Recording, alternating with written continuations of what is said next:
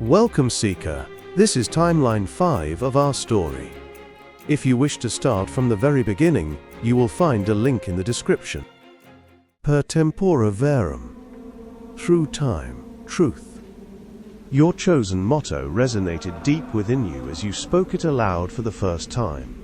A declaration of intent not just to the assembled members of the Golden Dawn, but to yourself, and to the very fabric of time that had brought you here. The neophyte pin, a silver rose cross within a hexagram, felt like a tangible anchor, a promise of commitment to the Hermetic order. You had chosen the path of disciplined ascent, the rigorous study and profound internal work that Arthur Edward Waite championed. The whispers of the mysterious man still lingered, a quiet counterpoint, but for now, the structured journey of the Golden Dawn felt like the most direct route to understanding your purpose. The weeks that followed your initiation into the neophyte grade were a whirlwind of dedicated study and newfound camaraderie. The initial solemnity of the temple gave way to a vibrant intellectual and spiritual community, though you quickly became aware of the subtle currents of dissent and clashing philosophies that ran beneath its polished surface. You found yourself drawn into discussions with a diverse array of individuals. Scholars, artists, mystics, even quiet professionals who, by day, might be clerks or academics, but by night, were fervent seekers of esoteric truth. Pamela Coleman Smith, with her vivid imagination and insightful artistic interpretations, became a frequent companion in your studies, her perspectives on symbolism enriching your understanding of the tarot and kabbalah. It was during these weeks, through their tireless dedication, that you witnessed the final stages of a monumental project, the completion of what would become the Rider-Waite-Smith Tarot deck, a visual masterpiece that was already gaining quiet renown within occult circles, a testament to Waite's scholarly vision and Smith's artistic genius.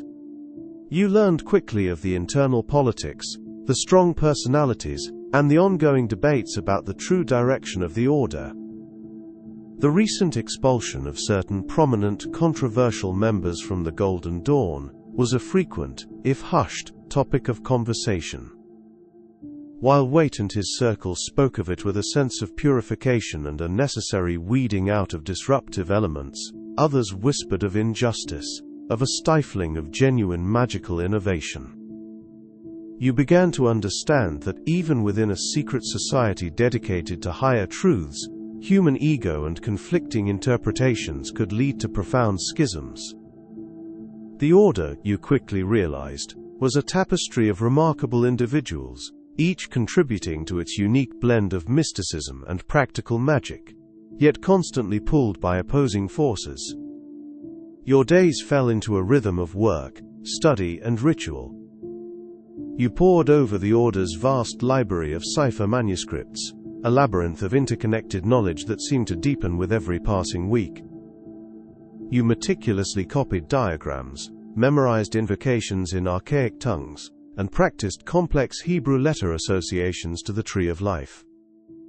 Waite, true to his word, proved a patient and insightful guide, his deep knowledge of Christian mysticism and Kabbalah adding rich layers to your understanding. He emphasized the ethical and spiritual dimensions of every practice, reiterating that true magic was always a means to self-perfection, not merely external power. You diligently progressed through the elemental grades of the outer order: Zelator, Theoricus, Practicus, and Philosophus. Each grade represented a deeper understanding of the Tree of Life and the elemental forces, a symbolic journey through the very building blocks of creation. The rituals for each grade were elaborate, designed to impress upon the psyche the specific qualities of the element you were studying. Earthy solidity as a Zelator, airy intellect as a Theoricus, watery emotion as a Practicus, and fiery will as a Philosophus. You learned the importance of balancing these forces within your own being, recognizing that imbalance led to disharmony, both internal and external.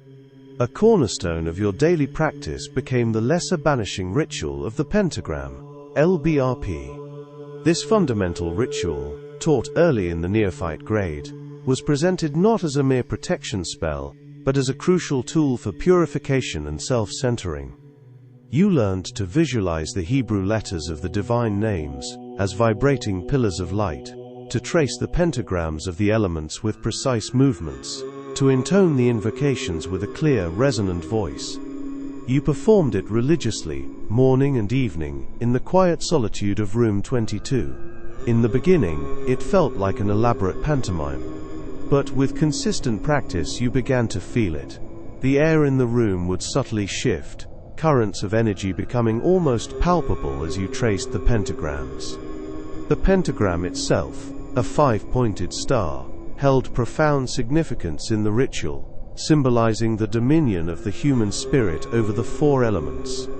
By tracing it in specific directions, and vibrating divine names associated with each element, you were not merely drawing a shape in the air, you were actively invoking or banishing elemental forces, creating a consecrated space, a sacred boundary around yourself. This ritual's core purpose, you learned, was to clear and purify the ritual space and your own aura, dispelling any unwanted or distracting energies before embarking on deeper magical work. It was like sweeping out a room before inviting honored guests, or tuning an instrument before a performance. The divine names, once just sounds, resonated within you, a deep, humming vibration that seemed to clear your mind and fill your being with a protective calm. You started to notice that after performing the LBRP, your thoughts were clearer, your emotions more stable, and the subtle impressions of the outside world, which had sometimes overwhelmed you, seemed to diminish. It was a tangible experience of magic, a direct confirmation that these intricate rituals were indeed effective, working on unseen levels to reshape your internal and external environment. As your understanding deepened, so too did your practice of astral projection. Initially it was a dizzying, disorienting experience.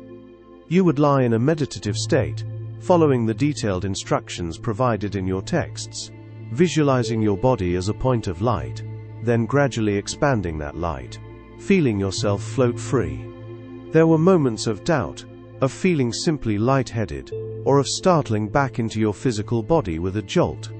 But with the discipline gained from the LBRP, and the patient guidance of Waite's writings on imaginative exploration, your attempts became more consistent, more real.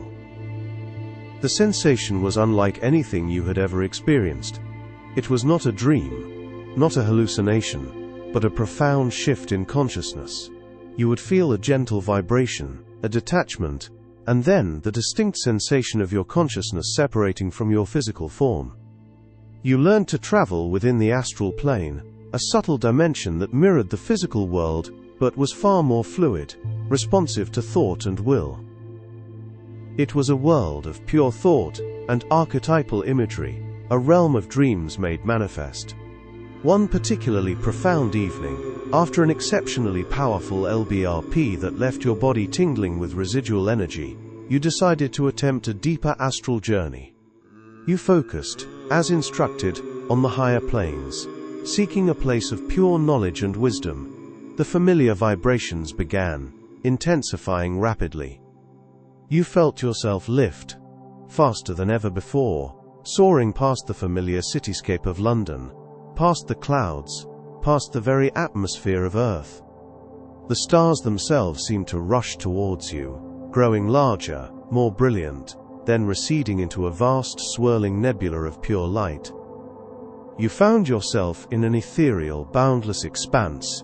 The air was cool and crystalline, shimmering with an inner luminescence that seemed to emanate from everywhere and nowhere.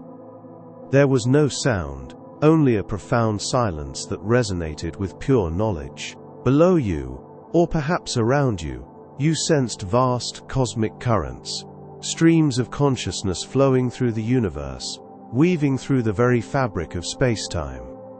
Then, slowly, 2 figures began to coalesce from the shimmering light, their forms growing distinct, yet still ethereal. They were not solid, physical beings as you knew them, but forms of pure, radiant energy, benevolent and majestic.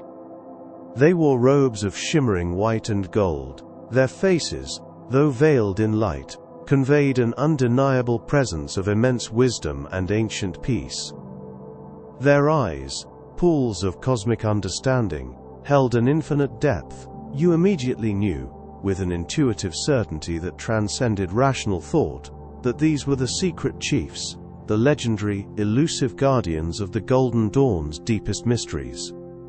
More profoundly, you recognized them as members of the Great White Brotherhood, the concept of ascended masters, enlightened adepts, who, having transcended mortal limitations through countless lifetimes of spiritual evolution, now guided human spiritual development from a higher plane. Greetings, initiate. A voice resonated directly in your mind, clear as a bell, yet as ancient as the stars, a voice that carried the echo of mountains and pure, untouched air. "We are Moria and Kuthumi." As they spoke, you understood instinctively. These were once men, human beings, who walked the earth, seeking truth and mastering their own existence. For lifetimes they had pursued the great work, refining their consciousness, dissolving the ego, until their very essence became one with the cosmic currents. They had attained the highest levels of spiritual realization, shed their physical forms, and continued their work from a higher vibrational state, dedicated to the spiritual evolution of humanity. We communicate from the heights, from the pure, untainted peaks of the Himalayas, where the veil between worlds is thin, and the currents of universal consciousness flow freely. We have observed your journey, your seeking, your unique displacement through the very fabric of existence. Their consciousness pulsed with a gentle, profound awareness of your time travel. They knew you were not of this era, not a mere seeker of the Golden Dawn, but a chrononaut, a voyager through the very fabric of existence, a singular point of resonance. Your presence here is not accidental, the thought voice of Moria continued, his resonance firm yet compassionate. You are a resonant point, a nexus in the tapestry of time. We have seen the Hermetic order of the Golden Dawn, this vessel, unfold. We have guided its inception, its initial flowering, its noble aspiration to bring light to a darkened world, to reintroduce ancient wisdom into a materialistic age. But the vessel, like all human creations, is imperfect. It is vulnerable to the very human frailties it seeks to transcend. Then, Kuthumi's consciousness joined, a softer, more compassionate resonance, yet carrying the weight of cosmic sorrow. We have observed its trajectory, its coming schism, its eventual decline in the outer world. It has strayed too far from the original ideas, those primordial truths intended to elevate, not divide, those rooted in the pure insights of Thoth's emerald tablets. The human spirit, in its present stage of evolution, is not yet ready for the full truth, the unvarnished power that was intended to flow through this order. The seeds of discord were present from its very inception. Ambition, personal ego, misunderstanding of the true nature of magic, the desire for worldly power overriding spiritual purity. The very power they sought, without adequate purification and unity of purpose, became their undoing. As they transmitted this knowledge, you saw it, not as images, but as pure understanding, a tapestry of fate unfolding. The internal conflicts of the Golden Dawn, the burgeoning ego of some of its leaders, the radicalism of certain members, the purity of Waite's vision often clashing with others' ambitions. You understood how the initial brilliance of the order, meant to be a conduit for higher wisdom, would become fragmented, its members scattering, its temples eventually closing in the outer world. It was a tragedy, a missed opportunity on a grand scale, born of human imperfection. Humankind, at this stage of its spiritual evolution, simply wasn't ready to wield such power, or grasp such profound truths without succumbing to division and misinterpretation. They could not hold the full light without fracturing. The order, in its physical form, will indeed decline, Moria confirmed, his thought voice echoing the certainty of cosmic law, a profound truth etched into the universe itself. But the true hermetic flame, the essence of the great work, is eternal. It cannot be extinguished. It simply seeks new vessels, new channels, new periods of latency, before a new awakening. Your task, per tempora verum, is not to change this history, for such intervention risks further disruption and misunderstanding beyond your comprehension. Such actions would ripple through timelines with unforeseen and potentially destructive consequences. Your task is to become a true guardian of this flame, to internalize its essence, to purify yourself as a vessel, and to carry that light within you, back to your own time. You are a bridge, Kuthumi added, his presence filling you with a sense of profound cosmic purpose, a chrononaut of consciousness. The mysterious man is our agent, an emanation of our will, guiding those rare souls who are open to these higher currents, setting them upon paths of revelation. He connects the resonant points, ensuring the seeds of truth are scattered across time, even when the immediate vessels falter. Your purpose is to understand, to integrate, to embody this timeless wisdom, so that it may subtly influence your own era, perhaps preventing similar errors, or merely preparing the ground for future awakenings. But to truly embody it, to truly comprehend the original vision, you must see its source, you must seek the place where it originated, look for the true, ungarbled knowledge.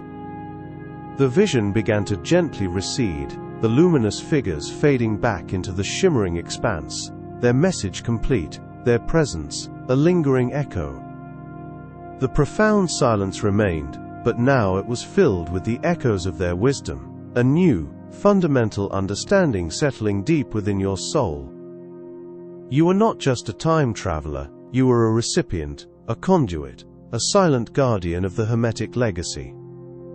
The Golden Dawn, for all its worldly failings, was a necessary crucible, and your initiation had opened you to a lineage of wisdom that transcended any single organization or era.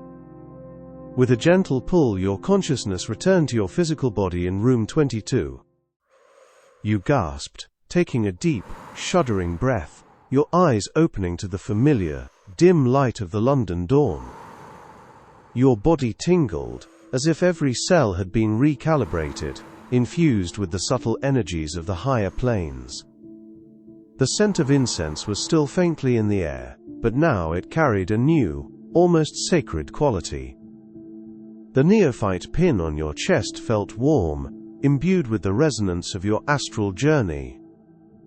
You were no longer just a neophyte, you were an adept of the inner order, having communed with the true masters, understanding the hidden fate of the Golden Dawn and your own profound role in its timeless lineage. You thought of the original ideas, the true ungarbled knowledge the secret chief spoke of. Your mind immediately drifted to the legends of Atlantis and the emeraldtablets, the ultimate source of ancient wisdom, the primordial truth they had hinted at. The very concept resonated within you, a new, profound calling. You emerged from your trance, transformed. The weight of the Golden Dawn's future, and your own unique purpose within the currents of time, now rests firmly upon your shoulders.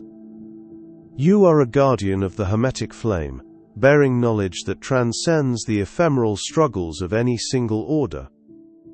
A new quest beckons, driven by a profound cosmic imperative. The hum of your pocket watch, once merely a tool for traversing time, now vibrated with a new, insistent rhythm, resonating with the profound calling instilled by the secret chiefs. The legends of Atlantis and the Emerald Tablets, once distant whispers in esoteric texts, now pulsed with an undeniable reality within your mind. The image of the Temple of the Sun, the source of ungarbled knowledge, burned in your inner vision. This was not a choice, it was a destiny revealed. You did not hesitate. Your hand, guided by an instinct honed by impossible journeys, reached for your pocket watch. The device shimmered, its gears spinning with renewed purpose, aligning with the temporal coordinates now embedded within your consciousness. A singular destination, a primordial truth, called to you from across the millennia. The familiar sensation of temporal displacement began. The walls of room 22 blurred, the London dawn dissolved into a vortex of pure light and sound. You felt yourself pulled, not towards a specific point in history you had manually set, but towards a resonant frequency, a profound harmony echoing from a lost civilization. The journey was immediate, overwhelming, a leap into the very heart of ancient mystery. You were hurtling towards the origin of the Hermetic flame, towards Atlantis, and the unblemished wisdom of the emeraldtablets. The seeker had found their ultimate quest. Click on the next video. Let the ticking of the pocket watch and the whisper of your instinct lead you through the unknown and into the heart of legendary city of Atlantis.